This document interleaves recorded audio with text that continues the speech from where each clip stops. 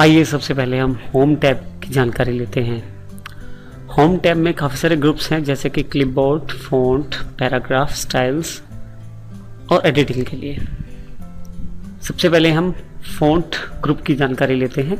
Word में कुछ भी करने के लिए आपको सबसे पहले उस पार्ट को सिलेक्ट करना ज़रूरी है जिस पार्ट में आपको कार्य करना है।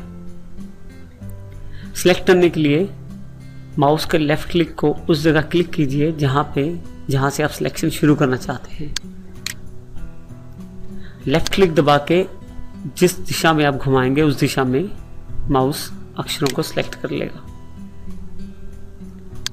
आप चाहें तो बीच में से भी सिलेक्ट कर सकते हैं, आप चाहे तो अक्षर के साथ, चाहे तो 2 लाइनें या जितना भी आप चाहते हैं उस हिसाब से आप सिलेक्शन कर सकते हैं। सिलेक्शन के लिए आप कीबोर्ड का प्रयोग भी कर सकते हैं। उसके लिए आप शिफ्ट की दबा के रखें। आप जिस तरफ कीज़ को दबाएंगे, मान लीजिए आपने राइट साइड सिलेक्शन करना है तो लेफ़्ट साइड क्लिक कर लीजिए, शिफ्ट का बटन दबा के रखिए और राइट साइड वाले बटन को दबाइए जिससे कि आपका टेक्स्ट सिलेक्ट हो जाए। पहले फ़ॉन्ट ऑप्शंस की जानकारी लेते हैं। जिस टेक्स्ट के ऊपर फ़ॉन्ट को सेट करना है उसको आप सिलेक्ट कर लीजिए। अब फ़ॉन्ट वाले बॉक्स में काफ़ी सारे ऑप्शंस अवेलेबल हैं। सबसे पहला ऑप्शन है फ़ॉन्ट का, उस पर आप क्लिक कीजिए। बिल्कुल राइट साइड पे छोटा सा बटन जिसका है, जैसे ही आप उस पर क्लिक करेंगे काफ़ी सारे फ़ॉन्ट आपके सामने आ जाएंगे। आप ध्यान से देखिए तो जैसे जैसे मैं फ़ॉन्ट सेलेक्ट कर रहा हूँ वैसे वैसे जो आपने सिलेक्शन किया था टेक्स्ट को उसमें भी उसी फ़ॉन्ट को अप्लाई किया जा रहा है। आप चाहें तो स्क्रॉल बार से नीचे आके अपनी मनपसंद फ़ॉन्ट को आप चुन सकते हैं। जिस फ़ॉन्ट को आप चाहते हैं उस पर माउस रख के क्लिक कर दीजिए। दूसरा ऑप्शन इसमें अवेलेबल है फ़ॉन्ट साइज़ के लिए। फ़ॉन्ट साइज़ का मतलब होता है साइज़ को बड़ा या छोटा करने से संबंधित। अब इसमें बिल्कुल वैसे ही जैसे जैसे माउस में लेके जाता हूँ साइज़ पे, उस साइज़ का मेरा फ़ॉन्ट होता जा रहा है। जो मैं फ़ॉन्ट चाहता हूँ उस पर अगर मैं क्लिक कर दूँ तो वो फ़ॉन्ट एप्लीकेबल हो जाएगा, वो फ़ॉन्ट वहाँ पे उपलब्ध हो जाएगा उस टेक्स्ट के ऊपर। उसके बाद हमारे पास नेक्स्ट बटन है ग्रो फ़ॉन्ट। क्लिक करें, जो पार्ट आपका सिलेक्टेड है वो अपने आप बढ़ता चला जाएगा। आप ध्यान से देखें तो यहाँ टेक्स्ट का साइज़ भी बढ़ता जा रहा है। बिल्कुल इसी के साथ जो दूसरा बटन है श्रिंक फ़ॉन्ट का, इसे आप दबाते चले जाएं, प्रेस करें लेफ़्ट क्लिक से तो फ़ॉन्ट साइज़ छोटा होता चला जाएगा। इसका मतलब ये है आप चाहें तो यहाँ से फ़ॉन्ट का सिलेक्शन कर सकते हैं और चाहे तो यहाँ से साइज़ को बड़ा छोटा आप यहाँ से भी कर सकते हैं। इसके बाद जो ऑप्शन है वो है चेंज केस। चेंज केस से हम लोग जो टेक्स्ट हमने सिलेक्ट किया है उसको बड़े अक्षरों या छोटे अक्षरों में चेंज कर सकते हैं। जैसे कि मेरे पास जो टेक्स्ट लिखा हुआ है वो सारा बड़े केस में है, यानी कि अपर केस में है। मैं चाहूँ तो लोअर केस पे क्लिक करके उसे सारा छोटे में बदल सकता हूँ, चाहूँ तो अपर केस पे क्लिक करें और बड़े अक्षरों में बदल लें। सेंटेंस केस का मतलब है पहला अक्षर बड़ा और बाकी सभी छोटे। क्लिक करें, बिल्कुल वैसा ही हो जाएगा। कैपिटलाइज ईच वर्ड का मतलब है अगर आपके पास एक से ज़्यादा वर्ड हैं तो वो पहला अक्षर उनका बड़ा हो जाएगा। जैसे कि आप यहाँ पे कोरल ड्रा वर्ड देखें जिसमें C और D बड़ा हो गया है। इसके अलावा टॉगल केस। टॉगल केस का अर्थ होता है जो अक्षर बड़े हैं उन्हें छोटे कर दिया जाए और जो छोटे हैं उन्हें बड़ा कर दिया जाए। ये देखिए अब C और D और ये जो अक्षर हैं पहले जो कि बड़े अक्षर थे वो सब छोटे कर दिए गए हैं। अगर मैं दोबारा टॉगल केस पे क्लिक करूँ तो फिर से वैसे हो जाएंगे। हमारे पास नेक्स्ट ऑप्शन अवेलेबल है बोल्ड के रूप में। अपने सेलेक्ट किए हुए टेक्स्ट को अगर आप थोड़ा सा मोटा करना चाहते हैं तो B पे क्लिक करें, इससे थोड़ा सा वो बोल्ड यानी कि थोड़े से अक्षर मोटे हो जाएंगे। आप चाहते हैं कि आपके अक्षर इटैलिक यानी कि थोड़े से टेढ़े हो जाए तो इटैलिक पे क्लिक कर दीजिए, उससे आपके अक्षर इटैलिक हो जाएंगे।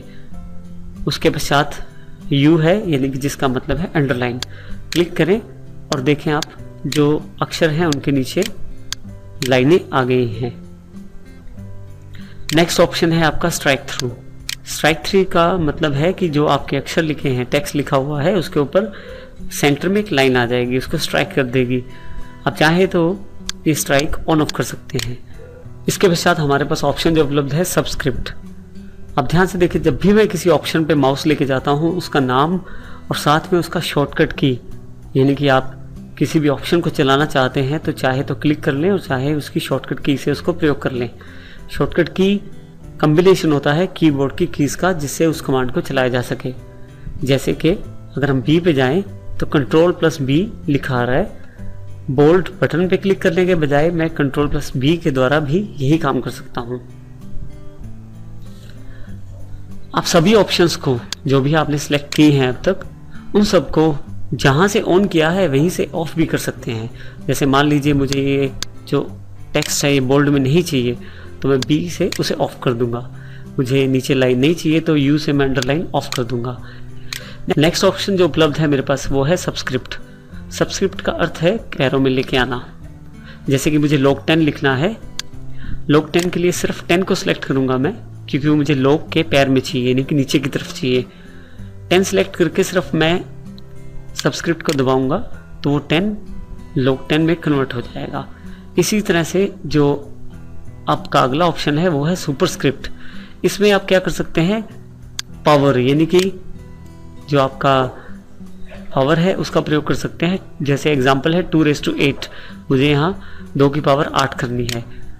8 को सिलेक्ट करके अगर मैं x2 यानी कि सुपरस्क्रिप्ट को दबा दूं तो पावर में कन्वर्ट हो जाएगा। दोबारा अगर मैं इसी पे क्लिक करूंगा तो फिर से वो अपने मूल रूप में वापस आ जाएगा। इसके अलावा हम लोगों के पास और भी ऑप्शंस अवेलेबल हैं, जैसे कि टेक्स्ट इफेक्ट्स। अगर आप इस पे क्लिक करें तो विभिन्न प्रकार के टेक्स्ट इफेक्ट्स आपके पास अवेलेबल हो जाएंगे। अब ध्यान दें तो नीचे की तरफ वो जो टेक्स्ट मैं चाहता हूँ, इफेक्ट में चाहता हूँ, उस तरह का इफेक्ट वो टेक्स्ट पे अप्लाई कर रहा है। जैसे मैंने इस पर क्लिक कर दिया तो ये मेरे पास टेक्स्ट का इफेक्ट एप्लीकेबल हो गया। मैं चाहूँ तो इसे दोबारा बदल भी सकता हूँ। सिलेक्ट करूँगा यहाँ से, जैसा टेक्स्ट इफेक्ट मुझे चाहिए वैसा टेक्स्ट इफेक्ट लेके मैं क्लिक कर दूंगा, वैसा टेक्स्ट इफेक्ट एप्लीकेबल हो जाएगा। टेक्स्ट इफेक्ट्स में नीचे की तरफ काफ़ी सारे ऑप्शंस अवेलेबल हैं, जैसे कि आउटलाइन। इसमें आप बाहर की आउटलाइन का कलर सेट कर सकते हैं जैसा भी आप टेक्स्ट इफेक्ट्स में देना चाहते हैं। उसके अलावा शेडो, कितनी शेडो चाहिए, आपके पास डिफरेंट टाइप्स के शेडोज अवेलेबल हैं। जैसा आप चाहें वैसा शेडो आप अपने टेक्स्ट के ऊपर अप्लाई कर सकते हैं। उसके बाद है रिफ्लेक्शन, किस तरफ रिफ्लेक्शन वो दिखाए।